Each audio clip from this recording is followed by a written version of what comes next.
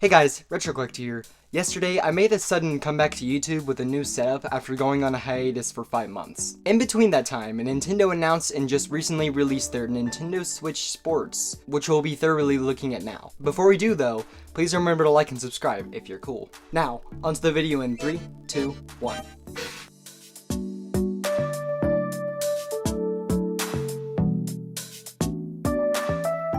Is it though?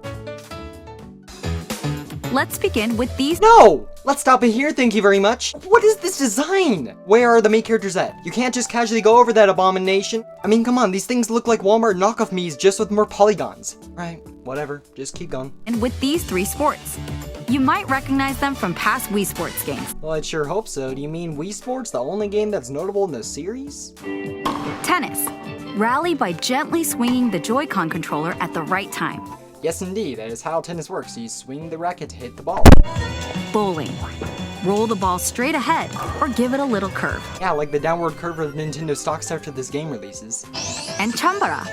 Knock your opponent off the platform while attacking and defending. Yeah, hit that kid out of the stadium. Plus, 3 additional sports are joining the lineup. That's cool, I guess.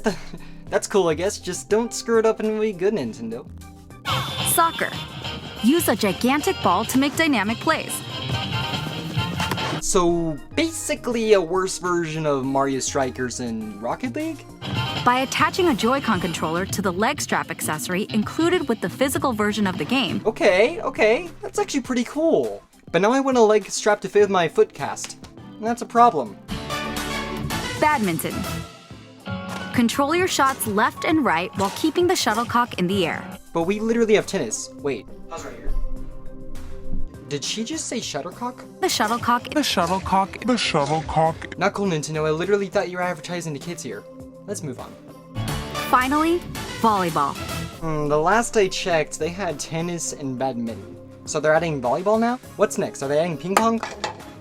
The game supports local play with family and friends on one Nintendo Switch system, as well as online play across all sports.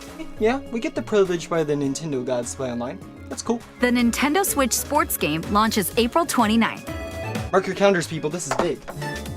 A free update is scheduled for this summer. Oh, come on, Nintendo. Another unfinished game? Online playtest is planned before launch to evaluate various technical aspects. It will only be available for players with an active Nintendo Switch Online membership. Well, I gotta say, now I know I'll never be buying the Nintendo Switch Sports. It's not like I'm gonna go out of my way to purchase Nintendo Switch games anyway. I mean, look at that. That's like 4 games. But you know, it's really weird to me. On a day-to-day basis, I actually play my Wii U more than my Switch nowadays. I look so cool to my friends when they come over and see this thing on my dresser, let alone in my room. Hey dude, that's a cool Wii U. I know, right? But hey, even though the Wii U is one of the worst selling failure systems released by Nintendo in recent years that fans to this day call a steaming hot piece of garbage that deserves to be burned at Satan's gate, it still has a lot going for it. For instance, every game on the Switch eShop can either be found cheaper physically or digitally on the eShop, at least until it's shut down in March of 2023. That's the only real upside of this thing. For those who want one nowadays and don't think it has a selling point because the Switch is out and everything, there's always a reason to buy a Wii U, and that's literally in the goddamn name. It's the fact that you can play Wii games in HD. So to conclude my reaction to the Switch Sports, we're gonna be playing the game that does not look like actual dog crap. You know, Wii Sports. Without further ado, let's look into what made Wii Sports so good. You have 5 games, which I think we're all aware of at this point. You have tennis, baseball, bowling, golf, and boxing. The 5 horsemen of the apocalypse, you know. And because practically everyone already has played all these games, we'll just talk over them briefly and give them a rating from 1 to 10. Ah yes, the title theme of a generation. This, of course, being the main title theme is the first thing we hear when you boot up the game, and it's honestly beautiful every single time.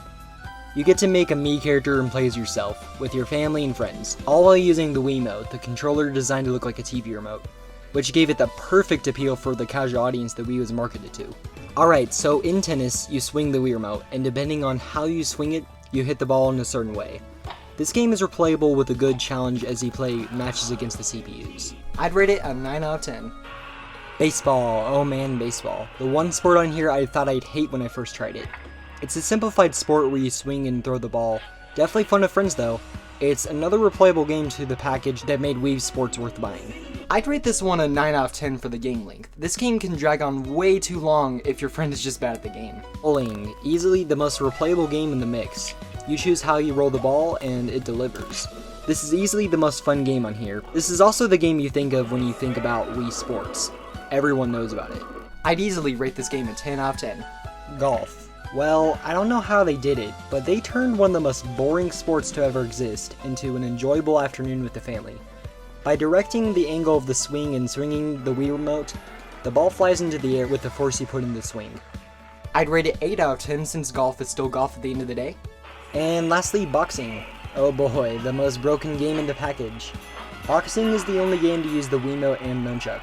You have to block, dodge, and punch.